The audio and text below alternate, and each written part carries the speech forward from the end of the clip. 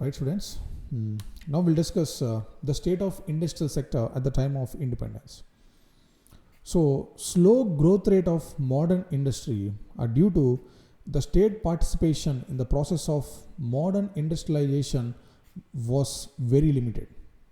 Okay, as I said earlier, the income or the wealth which was generated in India by the British,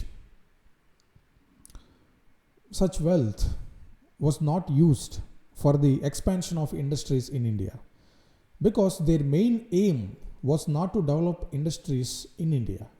Their motto was to develop industries back home and to sell the products in India. So that's why the Britishers hadn't given much importance for the industrialization in India. So because of this, there was a slow growth rate of modern industry in India, right? So however, some cotton and jute textile mills came up during the second half of the 19th century. Okay, and TISCO was incorporated in 1907 in Jamshedpur. Okay, Tata Iron and Steel Corporation, right? There were few industries at the time of independence, the 19th century. Okay, and in public sector, railways, power, post and telegraph were given prominence basically to enlarge the size of market for British products in India, right? Okay, so because for industries, infrastructure is very important, and the condition of infrastructure was not appreciable during the British rule. Okay, and of course they focused on railways and roadways and power, etc., and post and telegraph system only for their benefit. Okay, not for the industrialization in India, right? And no priority was given to the development of basic and heavy industries. What is the meaning of this basic and heavy industries? So basic and heavy industries means the industries which produce capital goods. I think it is not necessary right now to discuss capital goods, because I have discussed the capital goods and consumer goods in my previous videos. So please do visit them, right? And next, industrial growth was lacking in balance, and the consumer goods industry was not adequately supported by the capital good industry. In simple words, capital good industry provides goods for the expansion of industries, okay, to further the production of goods in India, particularly the consumer goods. Okay, because to manufacture steel products, we need capital goods. Capital goods are nothing but machinery. Okay, to manufacture processed food, we need machines. Okay, so to manufacture the machines, there were no industries in India. So such type of industries are called basic industries. Even after independence, we used to import machinery from the other countries in order to support the industrialization in India, because there were no basic good industries during the British rule.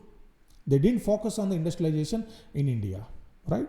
So therefore, this was the status of industrial sector at the eve of independence. There are only a few number of industries, and that too textile industries, not capital good industries. Okay, so this was the situation, right?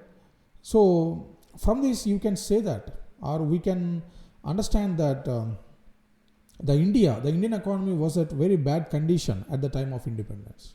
Okay, so we have to appreciate our political leadership, okay, for bringing the Indian economy from low point to the present level. Okay, right? Definitely we have to appreciate it. We should not blame politicians all the time. Okay, right? And the state of foreign trade. Next, the state of foreign trade at the time of independence, right?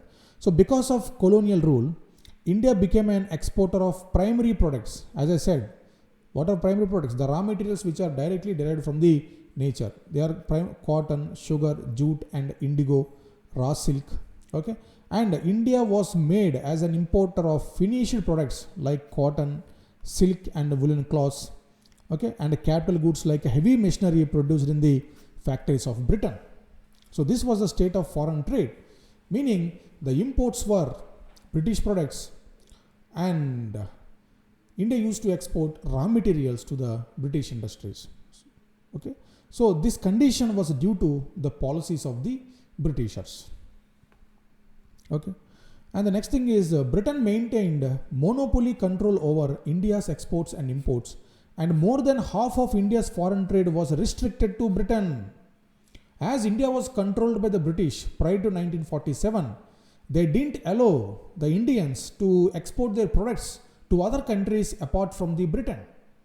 In this way, they broke the Indian economic system, right? And the next thing is the opening of Suez Canal in 1869 further intensified British control over India's foreign trade, right? So the Suez Canal reduced the travel period between India and Britain. So this further escalated the exports and imports between India and Britain, right? So British colonial period generated a large export surplus. For whom? For India. Because India is supplying raw materials to the British. However, this surplus came to a huge cost in country's economy, and several essential commodities like food grains, kerosene were scarcely available in the domestic market, and the export surplus was not used in any developmental activity of India. Are you able to understand? And this was used to maintain the administrative setup of the Britishers and the expansions of wars fought by Britain, and this led to drain of India's wealth, right? So the wealth of India was exploited by the British. How they had exploited? They had given more priority to the cash crops. They commercialized the Indian agriculture, and of course they had increased the raw materials, or they had increased the exports of India. However, the income that was earned from exports was used to fight wars against the domestic rulers and the rulers in India, to occupy much territory. Okay. So they didn't spend the money from the export surplus for the development in India. Okay, right. And now, so this was the condition of foreign trade during the British rule.